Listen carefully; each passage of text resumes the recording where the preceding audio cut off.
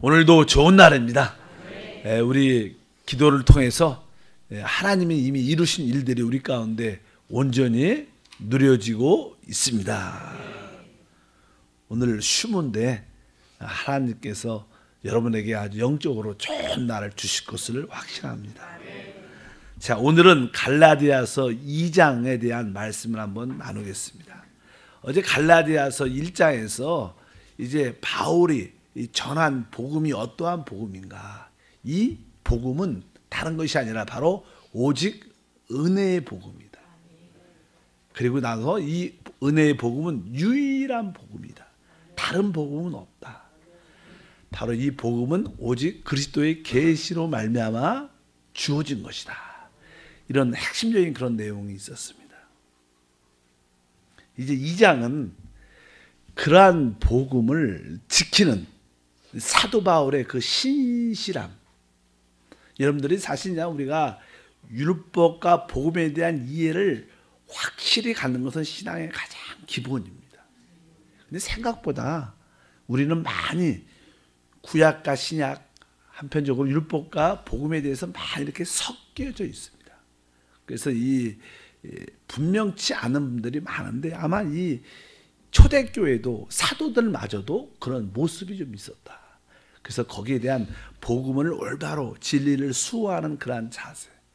그래서 사도 바울은 거기에 대해서 갈라디아에서 강하게 말하죠. 왜?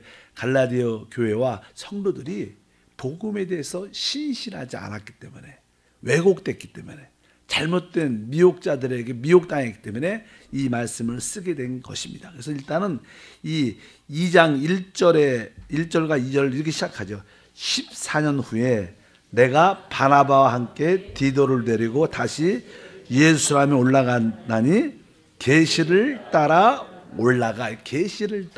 그러니까 바울이 항상 모든 일을 행할 때마다 그 내주하는 성령 그리스도의 인도가 있었다는 거예요. 사실 복음의 핵심은 뭐예요? 사실 이 우리를 위해서 죽으시고 부활하시고 승천하신 그분이 보혜사 성령으로 우리 안에 오신 겁니다. 그것이 은혜인데, 그래서 우리 안에 그분이 오시고 우리 안에 계시다면 그분은 우리를 인도하셔요. 그래서 우리는 내적인 어떠한 느낌이 적어도 있어야 돼요.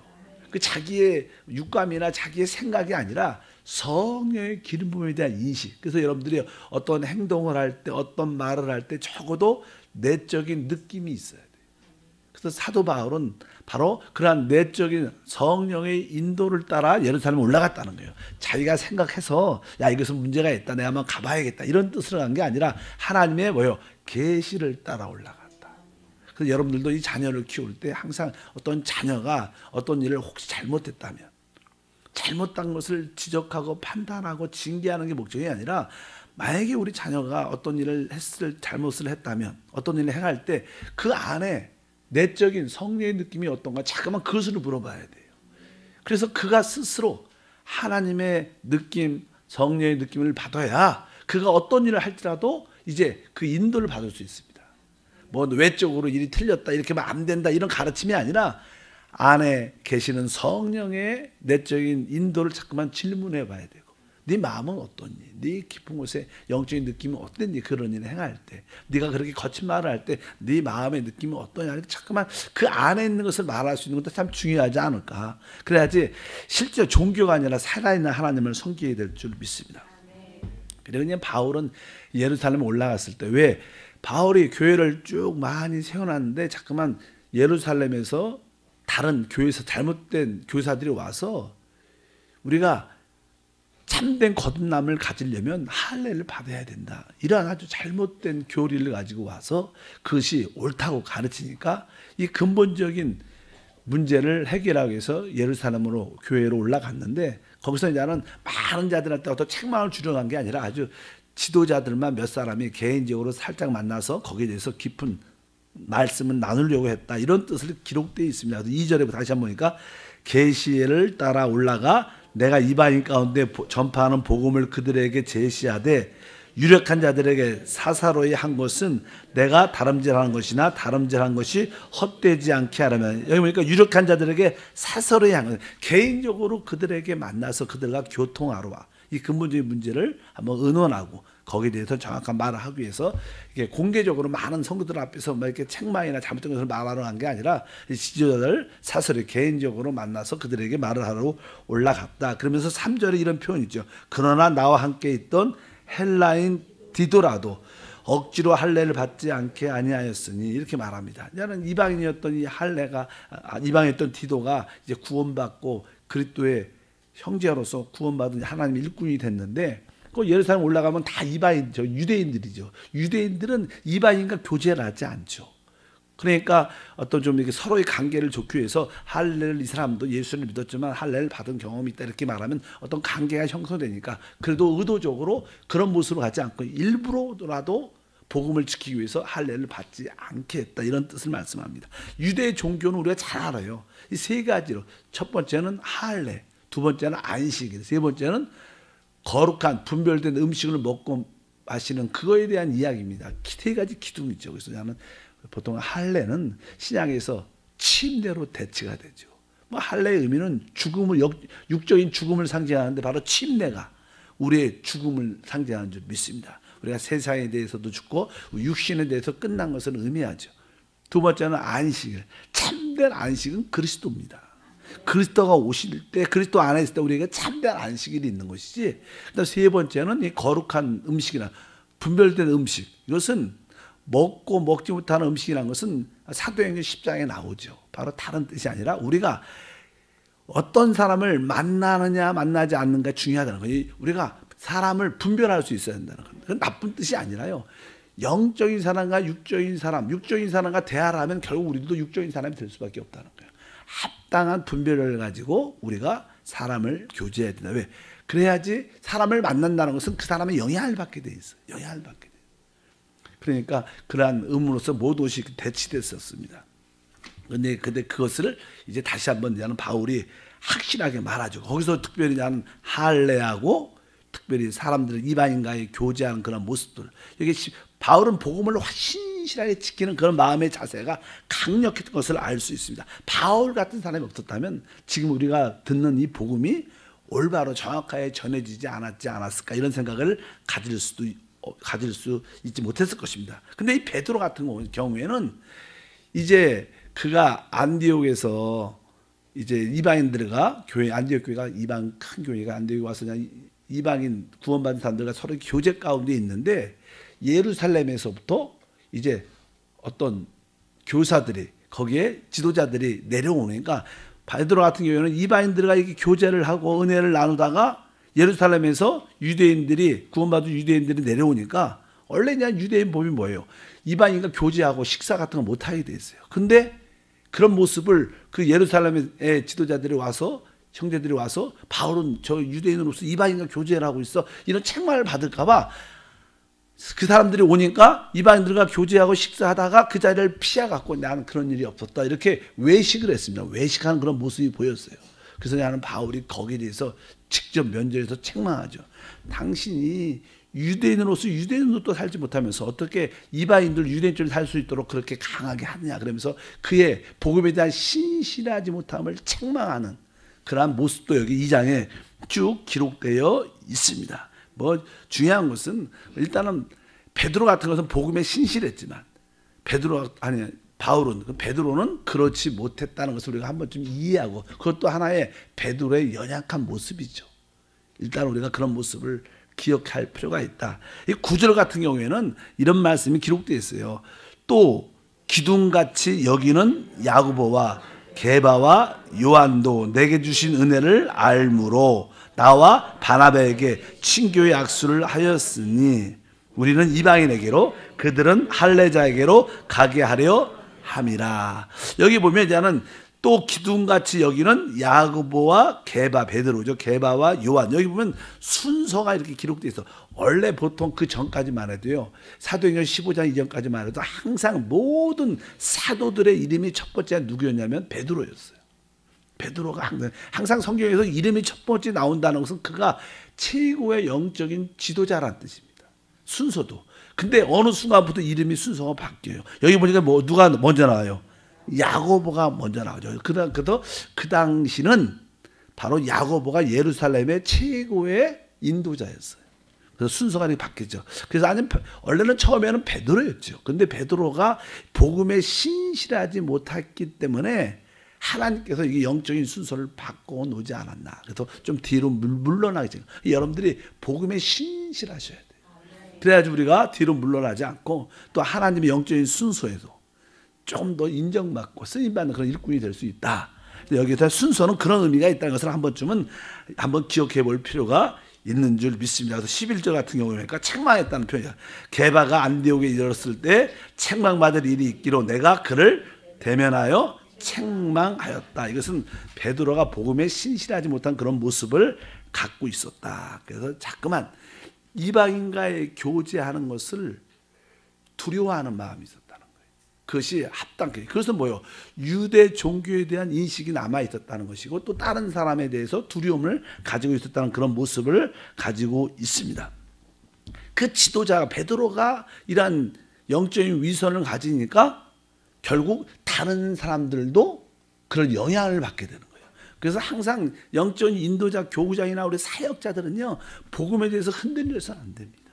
복음에 대해서 확실해야 돼요. 그렇지 않으면 다른 사람들까지 영향을 받아서 미혹된 길로 갈 수 있다는 것을 우리가 분명히 알 필요가 있다. 그래서 13절 같은 경우에는 이렇게 써 있어요. 남은 유대인들도 그와 같이 외식함으로 바나바도 그들의 외식에 유혹되었다. 그래서 베드로가 그렇게 이방인과 교제하고 아주 은혜를 나누는 것을 피하니까 따랐던 사람들도 그런 모습을 가질 수밖에 없었다. 영향을 받게 된 것에 대해서 바울이 책망했다. 그런 말씀이 하고 있습니다. 이것은 베드로가 복음의 진리를 따라 행하지 않았다는 것은 여러분들은 신약의 복음에 신실하시기 바랍니다. 바로 그것은 아주 우리에게 거듭난 영이 있다는 거예요. 우리 거듭난 영 안에 성령도 계시고 우리가 그 성령을 따라 사는 것이 우리 신약의 핵심적인 거예요. 우리는 어떤 문자적인 성경 말씀을 따르는 게 아닙니다. 진짜 하나님 말씀은 살아있는 그리스도예요. 그거에 대한 우리가 확실함이 있어야 돼요. 또 성령을 따라 사는 것이 어떻게 보면 좀 신비적인 요소도 있죠. 또 주관적인 체험도 있겠지만 실제로 그분은 살아계시는 활동력 있으시는 아주 비밀스러운 그런 분이 우리 안에 계시기 때문에 확실하게 그분을 따라 사는 우리 모두가 돼야 될 줄 믿습니다. 그래서 이제 우리는 참된 그리스도 안에 있는 복음을 가져야 된다. 우리 신앙생활을 할 때 사람들이 율법 안에 붙잡힌 사람도 있고요. 복음 안에 자유함을 누리는 사람이 있습니다. 참된 복음을 가지면요. 모든 율법의 의무로부터 자유합니다. 신앙생활은 뭐예요? 자유함이 있어야 돼요. 교회에 오는 것조차도 기쁘고 자유하고 신나서 와야 되는 것이지 하나님이 두려워서 어쩔 수 없이 안 올 수 없이 이렇게 오는 것은 바로 율법의 종로로 타는 것이다. 그래서 우리는 복음 안에 자유함이 있는 것은 어떤 의미인가? 모든 율법의 의무로부터 자유가 있고요. 이 복음은 공급함이 있기 때문에 우리 안에 뭐가 있어요? 만족이라는 게 만족. 그리고 만족이 있으니까 우리에게 뭐가 있어요? 안식이 있죠. 안식. 참된 복음을 가진. 그리고 누림이 있습니다. 설마 우리에게 어떠한 질병과 연약감을 가지고 있을지라도 그래도 우리는 여전히 어떻게 내적으로 만족이 있고 안식이 있고 그리스도의 누림이 있다. 반대로 우리가 종교적인 사람이라면 율법에 붙잡힌 사람이라면 항상 그 율법의 의무에 대해서 종로로 타갖고 안 할 수도 없고 힘들고 이렇게 만족이 없으니까 늘 어려움 가운데 공급함이 없으니까 그 다음에 안식도 없고 거기에 누림도 없습니다. 예수 믿는 게 참된 봉사와 누림인데 그런 누림이 없다면 우리는 알게 모르게 율법의 종로로 타는 그러한 모습을 가질 수 있다. 그래서 여러분들이 나는 진짜 복음 안에 있는가? 나는 모든 율법부터 자유한가? 나에겐 하나 성령의 공급함이 있으면 나에게 진짜 늘 만족이 있는가? 나에게 안식이 있는가? 순간순간 그리스도의 누림이 내 안에 체험되는가? 이렇다면 여러분들은 진짜 복음을 가진 자예요. 그렇지 않다면 우리는 알게 모르게 종교적인 생활을 할 수 있다. 여기에 대한 그런 말씀을 여기서 기억하는 것을 우리가 기억해 볼 필요가 있는 줄 믿습니다. 그래서 그냥 복음이란 무엇인가? 참된 복음은 갈라디아서 2장에서 다른 것이 아니죠. 바로 우리가 율법의 행위로 절대로 의롭다함을 얻을 수 없다. 이런 말씀을 강력하게 말씀하죠. 다만 율법은 그리스도가 오시기 전까지 우리를 지켜주는 초등 학문이라는 거예요. 바로 몽학 선생처럼 우리를 지켜주는 일시적인 그런 그리스도가 오셨기 때문에 더 이상 우리는 율법과 상관이 없고 율법에서 벗어난 줄 믿습니다. 그래서 그리스도가 오신 후에 율법은 사실 폐해졌고 율법을 완성했기 때문에 더 이상 우리와 관계가 없다고 해서 분명히 알아야 됩니다. 사람은 오직 그리스도를 믿음으로 의롭다함을 얻고 그리스도를 믿음으로 생명을 얻고 생명을 따라 살 수 있는 그런 길이 열렸다. 그래서 바울은 이 뒤에 말하죠. 19절 오늘 읽었던 말씀이 핵심적인 거죠. 19절이니까 내가 율법으로 말미암아 율법에 대하여 죽었다. 이 말씀이 되게 중요합니다. 우리는 결코 율법에 대해서 반응해서는 안 된다. 죽은 사람은 반응이 없죠. 여러분들이 말씀을 읽으면서 내가 이 말씀을 내가 지켜야겠다. 이걸 지켜야겠다. 이런 마음을 가진 것이 자연스럽지만 그것은 주체가 나예요. 신앙의 주체는 우리 안에 계신 성령입니다. 항상 여러분들은 바로 어떤 하나님 말씀을 읽을 때마다 성령께 돌아키서 주님은 나는 할 수 없고 부족하지만 성령의 은혜로 이것을 지킬 수 있도록 성령의 은혜로 성령의 능력을 할 수 있도록 항상 율법에 반응하지 말고 하나님에 대해서 반응사는 우리 말씀 19절 다시 읽으면 내가 율법을 말미암아 율법에 대하여 죽었나니 이는 하나님에 대하여 살려 하는 그러니까 하나님께 반응해야 된다.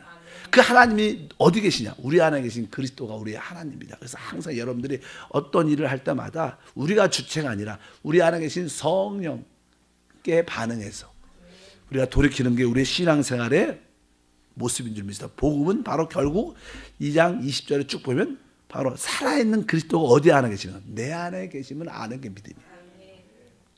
여러분 안에 사시는 그리스도를 가졌습니까? 여러분 심령 안에 사시는 그리스도를 갖고 있다면 여러분들은 진짜 복음을 가진 자다. 그래서 결국 내 안에 그리스도를 가졌기 때문에 우리는 그리스도와 연합된 새 피조물, 새 창조물이 된다는 거예요. 그래서 우리가 6장에 보면 우리가 15절에 그런 말씀을 하죠. 할례나 무할례가 아무것도 아니라는 거예요. 오직 새로 지으심을 받은 것만이 중요하다. 바로 우리는 그리스도와 연합된 새 피조물. 그래서 우리가 하는 유기적인 이런 단어를 써요. 유기적인 단어. 그러니까 실제로 이런 생명체들은요 다 유기적으로 이렇게 연결되어 있는 거예요. 생명으로 연결됐다는 거예요. 그리스도와 나는 그러니까 유기적인 연합입니다. 우리는 아직 몹쓸 나무였지만 우리 나무의 가지가 잘려져서 이미 근본적인 나쁜 나무에서 잘려졌지만 그것이 진짜 가장 좋은 나무인 그리스도에게 접붙여졌기 때문에 우리의 모든 생명의 근원은 바로 가장 좋은 나무 그리스도인 거기서부터 모든 영향과 공급을 받는 것이다. 그것이 바로 실제로 그렇게 연합된 그리스도와 연합된 접붙임의 신앙생활이다. 그래서 우리는 그리스도와 한 영이 됐다고 성경은 표현하는 줄 믿습니다. 그래서 여러분들은 나는 어떻게 사는가? 난 주님과 확실하게 생명으로 연합됐다. 연합된 삶을 사는 것이 바로 신앙생활의 핵심이다. 그래서 우리가 그리스도와 합한 자는 한 영이다. 그래서 그 성령이 우리 영 안이기 때문에 우리 심령 깊은 곳을 따라 주님을 섬기는 것이 참된 신앙생활의 모습인 줄 믿습니다. 바로 그분이 나를 사랑하셔서 나를 위하여 자기 몸을 버리신 하나님의 아들을 믿는 믿음 안에 살기 때문에 나를 사랑하사 나를 위하여 자기 몸을 버리셨다. 그러니까 그분이 너무나 귀한 겁니다. 그분이 진짜 소중한 거예요.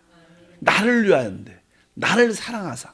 그러니까 우리는 내 안에 계신 주님을 진짜 사랑스럽게 소중히 여길 때 여러분 안에는 어떠한 감동이 있어요. 그것을 우리는 믿음이라 그래요. 믿음이라는 게 무엇인가? 바로 예수를 소중히 여기고 그분을 사랑스럽게 여길 때 자연적으로 발생하는 것이 뭐예요? 믿음이에요.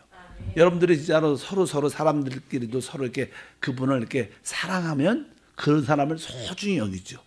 그런 마음이 뭐예요? 그 사람에 대한 뭐예요? 믿음이에요, 믿음. 무엇이 믿음입니까? 그 사람을 소중히 여기고 그 사람을 사랑하는 바로 참된 믿음이라는 것은 내 안에 계신 그분의 사랑을 아는 거고 그분을 사랑하는 것이고 그분은 어떻게 해요? 소중히 여기서 남들을 만날 때마다 우리 주 예수님은 진짜 사랑스러운 분이시고 나를 사랑하시는 분이고 나와 함께 하시는 분이다. 남들한테 그런 말씀을 전하는 게 전도입니다. 전도가 뭡니까? 나와 함께 하시는 하나님을 전하는 거예요. 바로 나와 함께 하시는 하나님이 우리 안에 계신 그리스도이신 줄 믿습니다. 그래서 여러분들이 주 예수를 아주 소중히 여기는 거예요. 그래서 우리가 찬양 중에서 종종 말하잖아요. 우리가 주 예수보다 더 귀한 분은 없다. 이거거든. 그분이 최고의 신앙의 고백이에요. 여러분들도 그분을 진짜 소중히 여길 주님을 축복합니다. 바로 그 우리 안에 계신 주님이 바로 곧 은혜다. 그러니까 은혜라는 것은요, 내 안에 오신 그리스도다. 그래서 여러분들이 내 안에 계신 그리스도가 내 안에 오신 것이 최고의 은혜구나.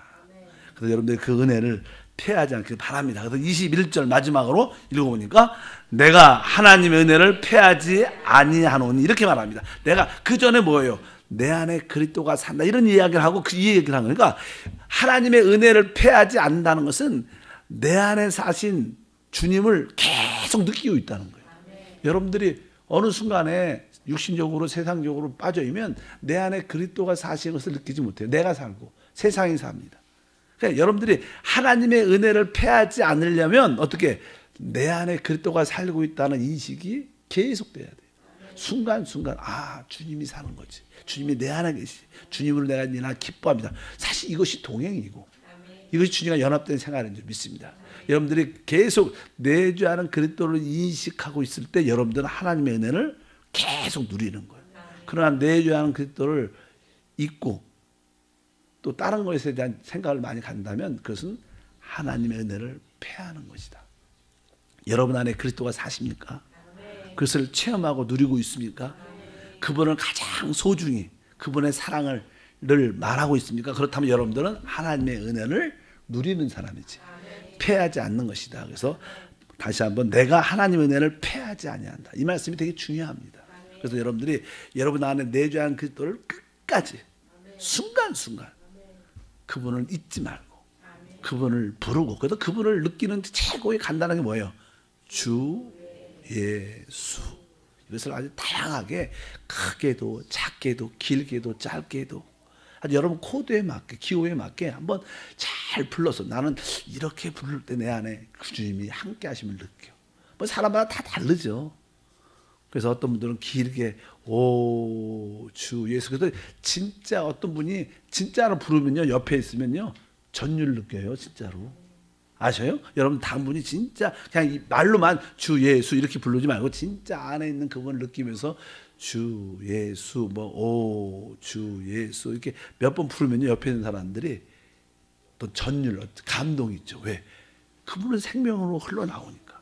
그러니까 옆에 분들이 감동도 받고 은혜도 받는 거예요. 어쨌든 여러분들이 하나님의 은혜를 패하지 말라. 오늘도 그런 날이 될 것을 믿습니다. 하나님 아버지 감사합니다. 다시 한번 하나님이 주신 그 복음의 진리에 신실했던 사도 바울의 모습과 조금은 뒤로 물러나고 또 왜곡된 모습을 가졌던 바울의 모습을 보면서 우리의 방향을 확실히 붙잡게 도와주시고 참된 믿음이 바로 우리 안에 와 계신 주 예수 그리스도임을 다시 한번 깨닫고 이제 믿음으로 많이 의롭게 되고 그분이 우리 안에 사실 때 참된 신앙의 실제를 가질 수 있음을 믿습니다. 오늘도 성령 안에서 기도하고 성령 안에서 찬양하고 성령과 함께 예배와 봉사 섬김이 있게 하옵소서. 오늘도 좋은 휴무입니다.